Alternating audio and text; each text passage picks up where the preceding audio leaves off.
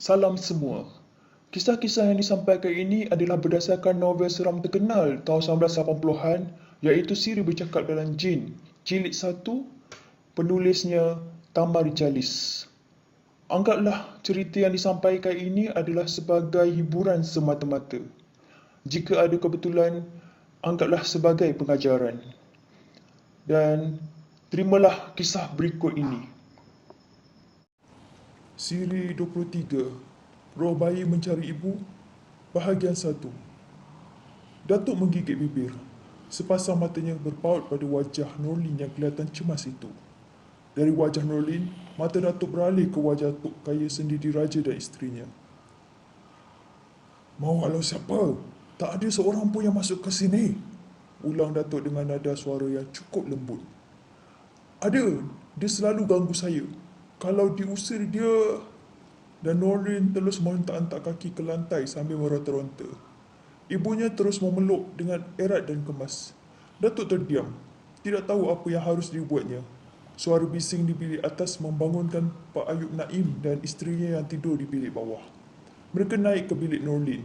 Waktu Pak Ayub dan isterinya sampai, Nurbaya sedang menyapu peluh yang tumbuh di dahi Nurlin. Isteri Pak Ayub Naim terus bertanya, "Apa yang dah jadi, Nurlin?"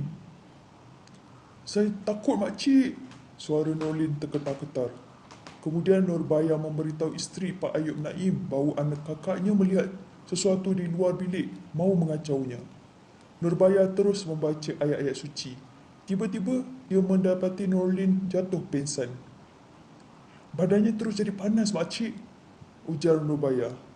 Isteri Pak Ayub Naim resah dan berkata kepada suaminya, "Apa yang kita harus buat?" Pak Ayub Naim terdiam. Dia berjalan berpusing-pusing di hadapan Tok Kaya Sendi Diraja lalu berhenti di hadapan Datuk. "Nurlin diganggu oleh sesuatu. Setahu aku, penjaga rumah tua ini tak akan membuat kacau. Apalagi terhadap keluarga Tok Kaya," tutur Pak Ayub Naim. Mukanya merenung wajah Datuk dan Tok Kaya Sendi Diraja. Pak Ayub terus menyambung, "Kalaupun dia menampakkan dirinya, itu tanda salam perkenalan." Isteri Pak Ayub Naim secara tiba-tiba berdiri. Matanya merah merenung ke wajah Nurlin. "Sama ada salam perkenalan atau tidak, dia tetap syaitan. Saya tahu setiap kali Nurlin cuti, dia akan menjadi korban." Nada suara isteri Pak Ayub Naim cukup keras. Semua yang ada dalam bilik itu berpandangan sesama sendiri. "Kita harus mengatasi masalah ni. Saya tak mahu anak saya jadi korban," kata isteri Tok Kaya Sendi Diraja. "Siapa orang yang boleh menolong kita?" sahut Pak Ayub Naim. Pertanyaan Pak Ayub Naim tak dapat jawapan. Datuk terus bercakap sesuatu dengan Tok Kaya Sendi Diraja. Kemudian Tok Kaya Sendi Diraja pula membisikkan sesuatu ke telinga Pak Ayub Naim. "Baik." Tiba-tiba suara Pak Ayub Naim meninggi lalu keluar dari bilik. 10 minit kemudian Pak Ayub Naim masuk ke bilik dengan membawa air dalam mangkuk putih. "Berikan padanya," ujar Tok Kaya Sendi Diraja. Pak Ayub Naim meletakkan mangkuk putih berisi air di hadapan Datuk. Datuk memasukkan separuh jari hantunya ke dalam mangkuk putih. "Ambil air ini dan sapukan ke mukanya," beritahu Datuk pada isteri Tok Kaya Sendi Diraja. Perintah Datuk segera dilakukan. Bila jari jemari isteri Tok Kaya Sendi Diraja menyapu air ke muka Nurlin, saya lihat Nurlin lemah dan terus terlena. Nurlin pun diletakkan ke atas katil dengan ditemani oleh ibunya. Tok Kaya Sendi Diraja, Datuk dan Pak Ayub Naim keluar dari situ dan terus menuju ke bilik saya dan Datuk menginap. Mereka berbincang panjang. Datuk dengan rasa rendah hati ingin membantu mengatasi masalah yang dihadapi oleh keluarga Tok Kaya Sendi Diraja. "Saya sekadar mencuba. Sama ada jadi atau tidak terletak pada kuasa Allah. Kalau Allah memberkati, kita akan berjaya," ujar Datuk. "Saya faham," sahut Tok Kaya Sendi Diraja. "Mencuba apa salahnya?" celah Pak Ayub Naim pula. Akhirnya mereka pun berpisah. Esoknya, Nurlin terus jatuh sakit. Tubuhnya sekejap panas, sekejap sejuk. Datuk tidak melakukan sesuatu pada sebelah paginya bagi mengubati sakit Nurlin. Menurut Datuk, Nurlin demam kerana lemah semangat. Pada sebelah petangnya, barulah Datuk memulakan tugasnya. Itu pun sesudah membuat beberapa persiapan rapi di biliknya. Datuk meminta izin pada Tok Kaya Sendi Diraja untuk masuk ke bilik Nurlin. "Silakan, emaknya ada di dalam," kata Tok Kaya Sendi Diraja. Datuk merenung muka Tok Kaya Sendi Diraja. "Jangan tegur apa yang saya lakukan." Dengan tenang Datuk mengingatkan kepada saya dan Tok Kaya Sendi Diraja. Dengan tenang Datuk melangkah, berdiri betul-betul di tengah pintu bilik. Dia memusingkan badannya dari kiri ke kanan.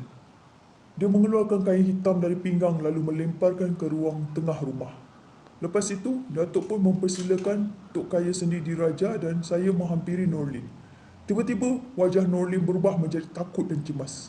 Dia merasakan Datuk mahu mengganggunya. Namun begitu, dengan wajah yang tenang dan penuh keyakinan, Datuk memegang urat nadi di tangan kanan Nurlin. Mulut Datuk terus terkumat kamit. Matanya sekejap terpejam, sekejap terbuka. Datuk memperhatikan wajah Nurlin dari hujung rambut hingga ke hujung kaki. Saya lihat Datuk menarik nafas panjang. Datuk mengangguk-anggukkan kepalanya beberapa kali. Saya terdengar bunyi jam tua di tengah rumah berbunyi 5 kali. Angin petang terasa masuk dengan deras ke dalam bilik. Ada bunyi suara burung gagak liar di pucuk kekabu. Meskipun di luar cuaca cukup panas dan cerah, tetapi di ruang di dalam tetap kelihatan muram. Malah ada beberapa bahagian rumah itu bagaikan tidak kena sinar matahari. Sedang saya dan Tok Kaya Sendi Diraja serta isterinya melihat Datuk menjalankan tugasnya dengan tekun, terdengar bunyi bingkai gambar terhempas di lantai. Kaca dari bingkai gambar itu bagaikan bergerak sendiri menuju ke arah tiang siri rumah. Bila Tok Kaya Sendi Diraja mahu merapatinya, Datuk segera menahan. "Jangan!" "Kenapa?" "Barangkali dia mahu menguji kita." "Apa yang patut kita lakukan?" "Tak ada apa yang perlu kita lakukan." Datuk memberi penjelasan kepada Tok Kaya Sendi Diraja. Dan Tok Kaya Sendi Diraja itu anggukkan kepala 2-3 kali. Waktu isteri Tok Kaya Sendi Diraja membetulkan duduknya kerana lenguh lama duduk bertempuh, pintu bilik berbunyi dengan kuatnya macam dihempas oleh tangan manusia. Gegarannya menjatuhkan botol-botol kecil yang terletak di atas meja hias Nurlin. Bulu roma saya mula tegak. Datuk masih lagi tenang. Mata Nurlin tidak seliar tadi. Kedua-dua biji matanya merenung di langit rumah. Nurlin tidak tahu apa yang berlaku di sekelilingnya. Dia seolah-olah berada di dunia lain. Datuk memberi isyarat kepada Tok Kaya Sendi Diraja supaya mendekatinya. "Bagaimana?" soal Tok Kaya Sendi Diraja pada Datuk. Datuk pun mendekatkan mulutnya ke telinga Tok Kaya Sendi Diraja lalu berbisik. "Memang ada yang mengacaunya." "Siapa? Penunggu rumah ni? Dia tu raja ke? Putera ke atau apa?" Nampak benar tidak sabarnya Tok Kaya Sendi Diraja bila berhadapan dengan masalah yang rumit itu. Datuk mula resah. Memang pantang benar bagi dirinya bila dia menjalankan tugas diganggu dengan beberapa soalan atau pertanyaan. Perbuatan begitu boleh mengganggu tumpuan fikiran pada kerja yang dilakukan. "Saya tak dapat mengatakan siapa orangnya. Ada baiknya Tok Kaya tengok sendiri." "Tengok sendiri? Apa saya seorang sajakah?" "Tidak, bersama dengan orang yang ada di sini." Mendengar jawapan dari Datuk itu, Tok Kaya Sendi Diraja merenung muka isterinya. Mereka nampak cemas dan gusar sekali. Nurlin masih terkapar di atas katil. Matanya tidak lagi tertumpu pada langit rumah. Datuk memberi isyarat supaya saya menghampirinya. "Ada apa, Tok?" "Kau duduk dekat aku." Suara yang cukup tegas. Saya angguk kepala dengan lemah. Ekor Datuk merenung wajah Tok Kaya Sendi Diraja. "Usah bimbang. Tok Kaya dan yang lain harus mandi dengan air bunga 7 jenis." Beritahu Datuk pada Tok Kaya Sendi Diraja dengan wajah yang selamba. Datuk lalu minta mangkuk putih berisi air bersama dengan bunga kemboja, bunga raya dan bunga tanjung. Tak sampai 10 minit, semua barang yang dikedaki oleh Datuk tersedia di hadapannya. 3 kuntum bunga yang berlainan jenis itu Datuk taburkan di atas air dalam mangkuk putih. Jam tua di tengah rumah berbunyi lagi sebanyak 6 kali. Cuaca di luar tidak secerah tadi. Keadaan dalam rumah bertambah suram. Kami terdengar bunyi deru angin menguasai perut rumah. Bunyinya cukup kuat. Datuk menyuruh kami menghadapi keadaan itu dengan tenang. Dan Datuk pun memperkemaskan silanya. Dia memejamkan matanya sambil menarik nafas dengan tenang. Mulutnya terkumat-kamit membaca sesuatu. Nafasnya kian kencang. Wajah Datuk berkerut. Datuk meraba telinga kirinya 3 kali berturut-turut. Wajahnya kelihatan berangsur tenang dan tarikan nafasnya bertambah aman. Datuk pun membuka matanya dengan perlahan-lahan dan berenung ke kiri dan ke kanan. Wajah saya dan Tok Kaya Sedi Diraja direnungnya dengan tajam oleh Datuk. "Begini Tok Kaya, penunggu ini sedia menemui kita," kata Datuk. "Bila?" tanya saya tidak sabar. "Malam ni, kira-kira pukul 9. Jawapan Datuk itu ternyata menimbulkan kebimbangan di hati Tok Kaya Sedi Diraja. Lalu dia mengumumkan pertanyaan. "Di mana?" "Di ruang rumah ini," jawab Datuk dengan nada suara yang agak keras. Bagaikan ada suatu kuasa gaib. Noli yang terlentang di atas katil bangun dengan tiba-tiba. Dia nampak sihat dan melangkah dengan tenang di hadapan Datuk. "Penunggu rumah sudah membebaskannya. Bawalah dia ke bilik mandi," Datuk memberitahu isteri Tok Kaya Sedi Diraja. Arahan Datuk itu segera dipatuhi. Kemudian Datuk mengajak saya turun ke bilik Nurli.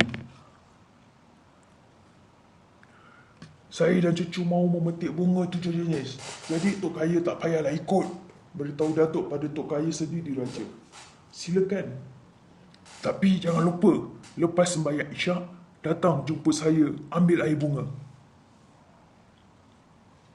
"Mesti," Datuk dan Tok Kaya Sedi Diraja pun ketawa. Dengan pertolongan Pak Ayub Naim, saya dan Datuk terus pergi ke kampung Keramat Pulai. Pak Ayub Naim terus membawa kami ke kawasan kaki gunung. Menurut Pak Ayub Naim, semua jenis bunga yang tumbuh di kawasan itu boleh dipetik. "Tak payah minta kebenaran dari tuannya?" tanya Datuk penuh keraguan. Pak Ayub Naim tersenyum. "Tanah ni, tanah Tok Kaya sendiri. Ambillah." "Senang hati saya. Kalau kita dapat ubat, mesti dapat izin. Kalau dah Tok Kaya punya, senanglah kita berunding." Datuk mengakhiri cakapnya dengan ketawa kecil. Kawasan di kaki gunung itu memang lapang. Di gunung, paling hujung ada tempat orang memecah batu. Banyak anak muda Keramat Pulai yang bekerja dengan syarikat pemecah batu di situ.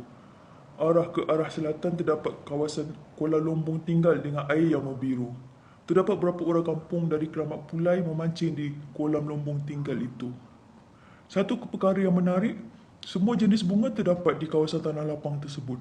Sesekali, bila angin datang, saya dapat menghidu bau yang cukup wangi. Datuk pun sudah dapat mengumpulkan 7 jenis bunga. Semuanya Datuk masukkan ke dalam bekas khas. Ketika itu, langit sudah bertukar warna. Puncak gunung yang tadi kelihatan hijau dengan tumbuh-tumbuhan bertukar menjadi hitam sekata. "Siapa yang tanam pokok-pokok bunga di sini?" soal Datuk kepada Pak Ayub Naim.